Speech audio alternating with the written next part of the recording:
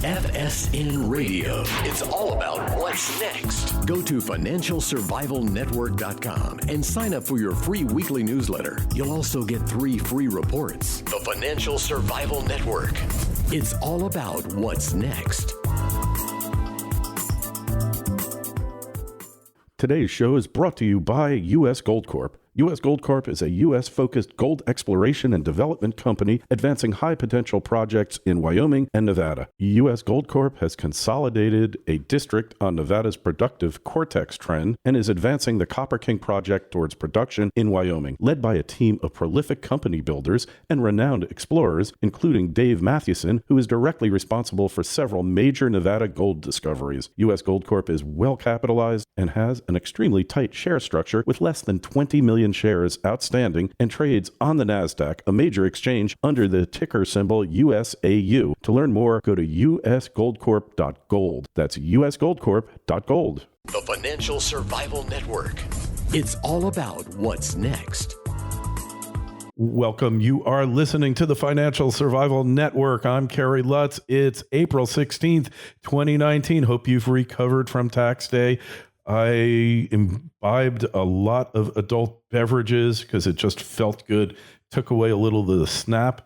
You know, it's kind of like we're in this relationship. You're involved with somebody. You're married. And you don't know how you got married because something happened and you just woke up one day and there you are in bed with this person. And you are the breadwinner.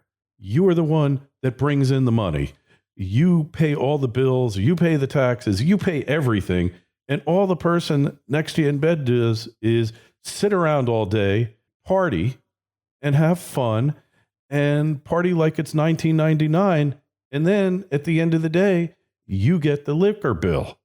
And that's what it's like being a partner with Uncle Sam. He brings absolutely nothing to the table other than a few nuclear-powered aircraft carriers, maybe some interstate highways that are poorly maintained, and a number of other things like the world financial system that's on its last legs. And we're supposed to be happy about it. We're supposed to be grateful. Well, there's an organization I'm sure you've heard of. You see their annual convention called CPAC. Every year it's on TV, and we are really honored to have Matt Schlapp, chairman of the American Conservative Union, here with us. Hey, before we get started, as always, questions or comments, anything that resonates with you. We love when you participate in the show. I go to a leftist coffee shop every morning, read your emails. Sometimes I am laughing hysterically, and people are just looking at me like, who is this person? So just send us an email to kl@kerrylutz.com. So Matt, it's really an honor to have you on. You have been fighting the fight here against unbridled socialism, communism, call it what you want. I kind of like collectivism better. And really, you've been a tireless warrior for the cause. I have been. It's amazing.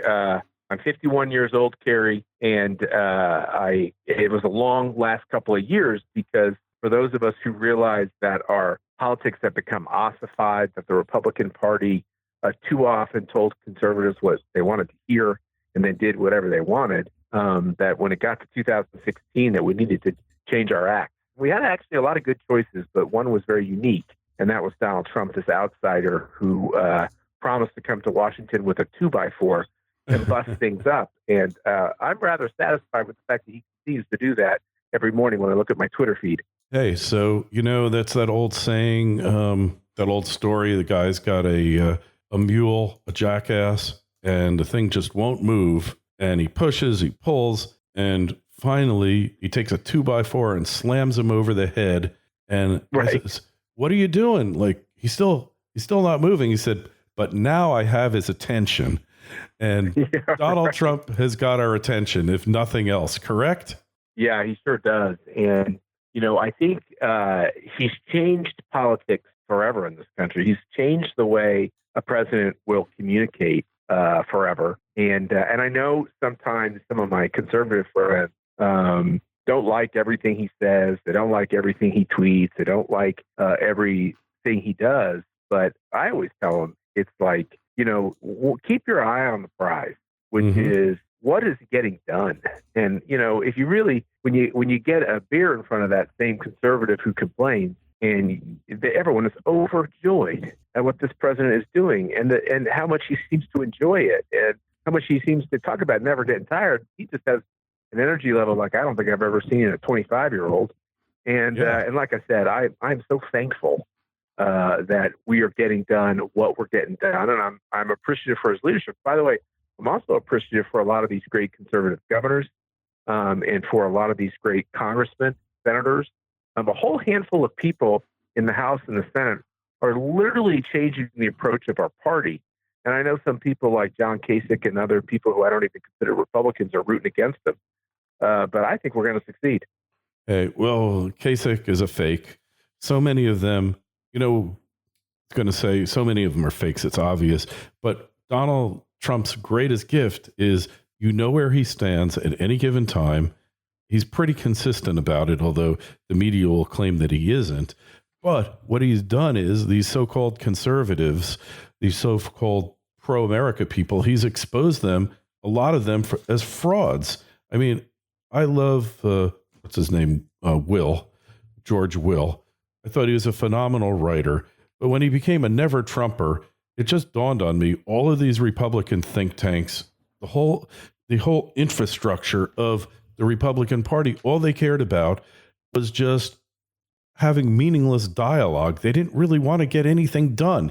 Finally, they got a guy here who's willing to get things done, and they repudiate him. They completely disavow him, and he's the worst person in the world. It was more about getting invited to the dinner party than it was focusing on what was on the menu. And as conservatives, I think a lot of our intellectual might was so romanced by leading Republicans that as long as they were seen as the go-to smart people to talk to develop policy, even when the Republicans didn't embrace it fully, they felt like they were the elite, they were the kingmakers, they were the people you had to go to kiss the rings. And when Trump decided to do something very unique, there's usually the first primary in Republican politics is the D.C. primary. It's an unofficial primary.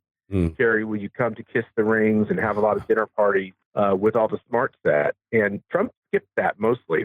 He came to CPAC. He reached out to other conservatives like David Bossie at Citizens United and others. And he developed individual relationships with conservative groups and leaders. And he bypassed most of the swamp. And the swamp has never forgiven him. But I tell you, the honest ones have come around. The ones that are just all about their own ego, they're never going to come around. Yeah. Yeah, I'm totally inclined to agree with you. And one of the things that you're talking about, and you've got a book here that really is worth going out there and checking out, is that you really draw a parallel to Trump and Reagan.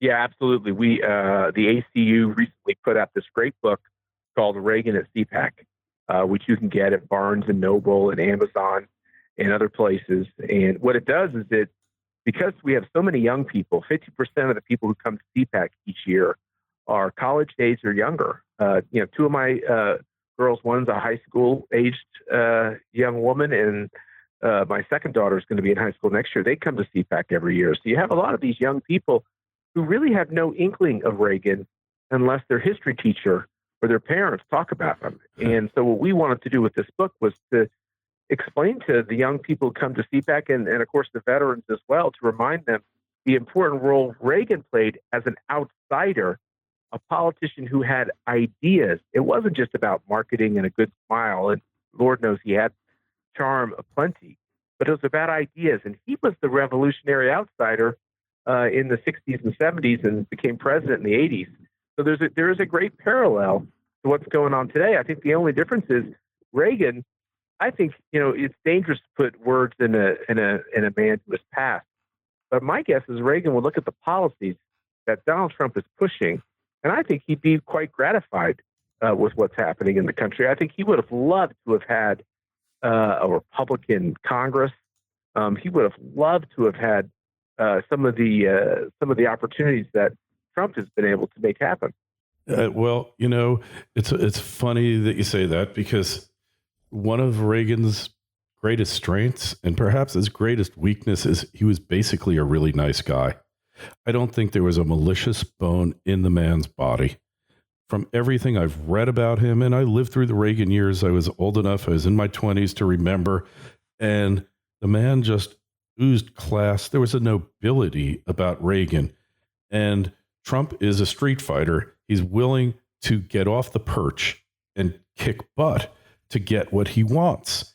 And, I don't think Reagan wanted his goals any less than Trump. I think that perhaps it was a different time. I'd like to know your thought. What was it? If Reagan thought that swinging that 2x4 was going to get him what he wanted, I think he would have done it. But yet that wasn't his style. Well, Mike Reagan, his son, wrote one of these chapters in this book, Reagan at CPAC, and I've talked to Mike about it. And he viewed his dad as plenty tough and plenty strong. Of course, it was a different time. It was a different age. He was of a different generation.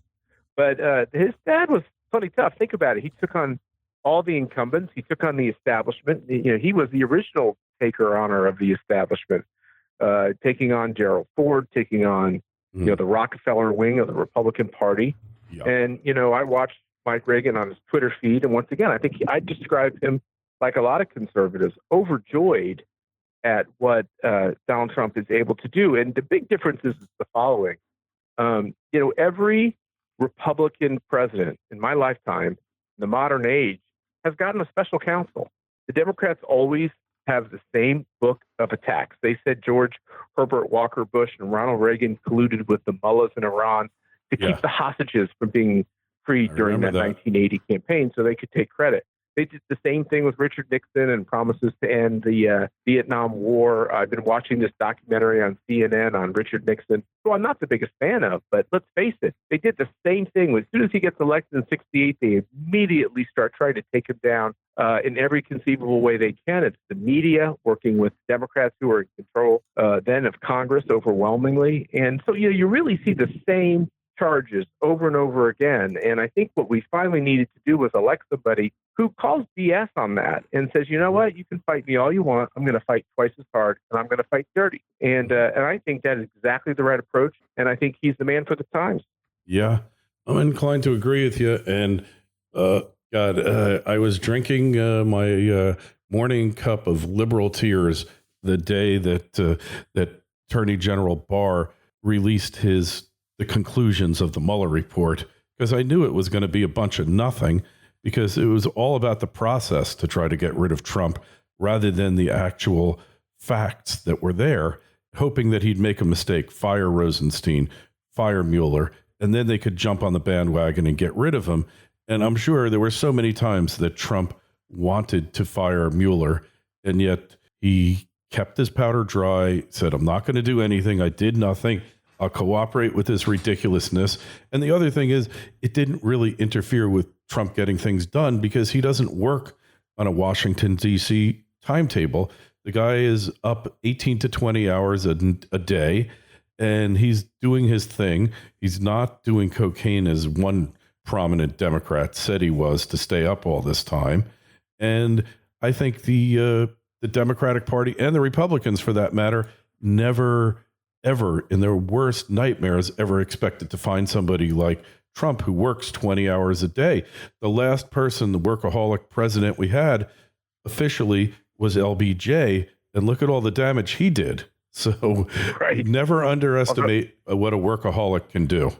Yeah, that's exactly right. And you talk about this Mueller investigation. One of the things we're very proud of with this book is we bring together the people who have been making the case that there was no collusion from the very beginning. We got the Vice President, Mike Pence, writing a chapter.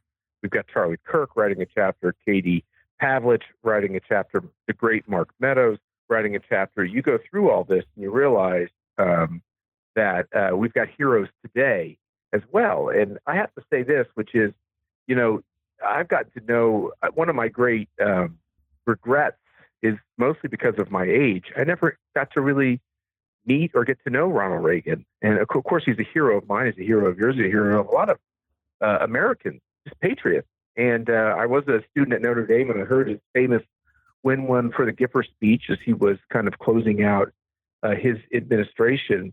But I have had the good fortune to get to know Donald Trump. And I will say this, which is what I'm sad at is a lot of people who are well-meaning but criticize him. They don't realize he's a much better man than they give him credit for, that he's much maligned, that he's hospitable. My wife works for him, and I have to say that she rather enjoys the fact that he's willing to take on almost anything at any time. He's kind to work for. He's not a screamer. And I think people would be surprised if they actually had the chance, even as critics, if they had to actually have a chance to interact with him. I think they'd walk away feeling ashamed for the types of attacks that constantly level at him. Yeah, I know. I've met him a couple of times. This was 20 years ago, granted, different circumstances, but he was very ingratiating, very charming, went out of his way to, connect with me and my partner. And we weren't anybody major, there was no big deal here.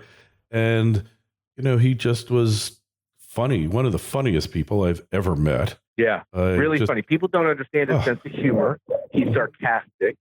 He can be sharp-edged with his humor, too, of course. He's got a plenty big streak of being a New Yorker in him. And the other thing that people don't realize is that he's gracious and hospitable. And so when people get the chance to kind of sit down and talk with him, they're kind of shocked how generous he is with his time. And the one takeaway, I think more than anything else that people would be surprised at is that he always asks you your opinion. Always. Mm-hmm. That's a little bit of an unusual thing in presidents. Usually presidents tell you what they think. They're not so much asking you what you think. Mm-hmm.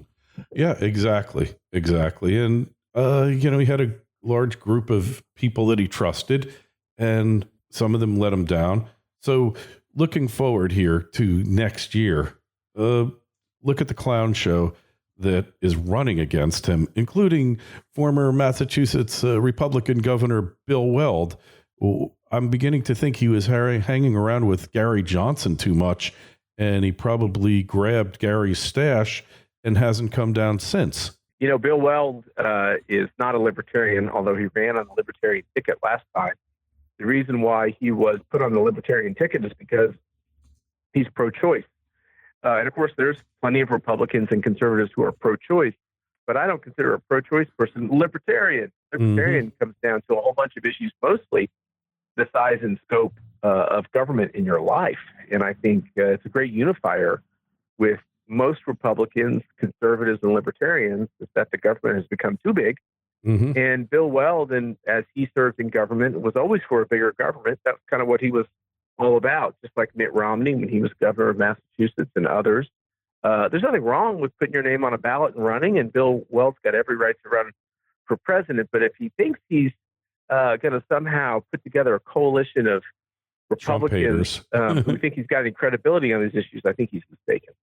Well, on the other hand, look, it's actually better that there be some kind of nominal opposition to Trump on the Republican side.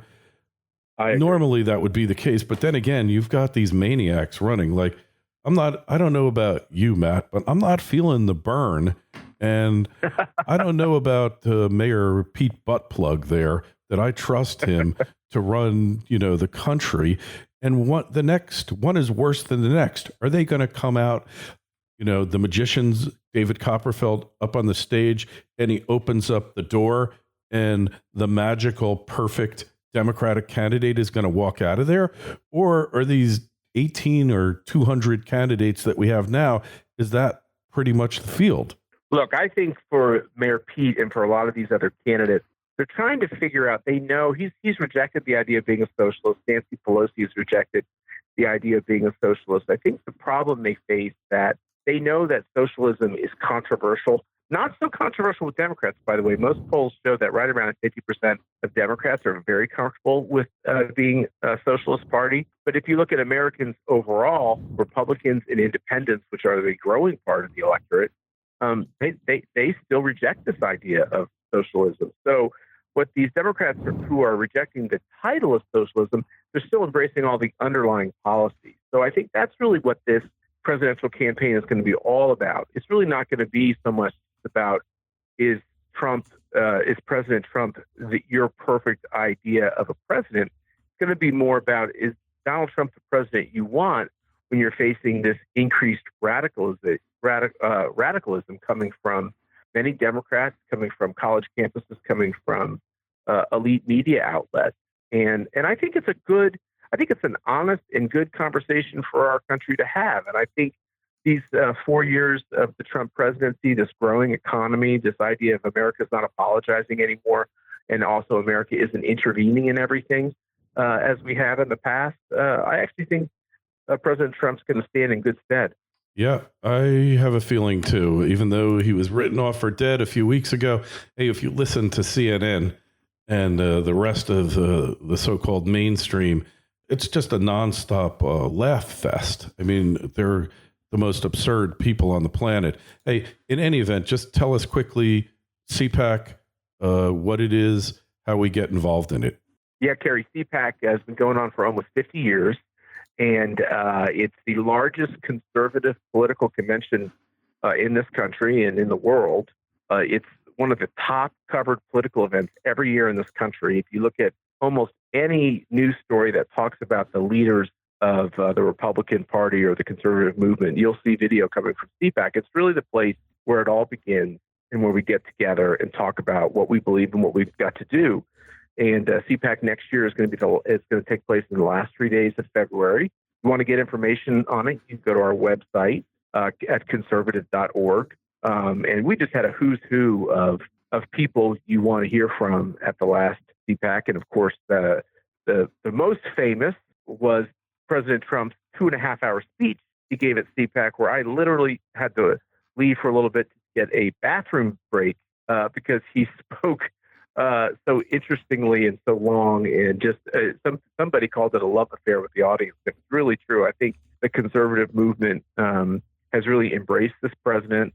They're gratified for his policies, and those of us at CPAC are very proud that we've been able to put together a convention that's helped get the country in a much, much better place.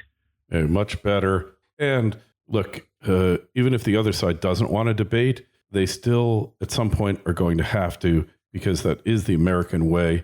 You, through CPAC, have really facilitated that. Couldn't be happier. Wish you the best of luck. Just give us the name of the book again. And Reagan at CPAC.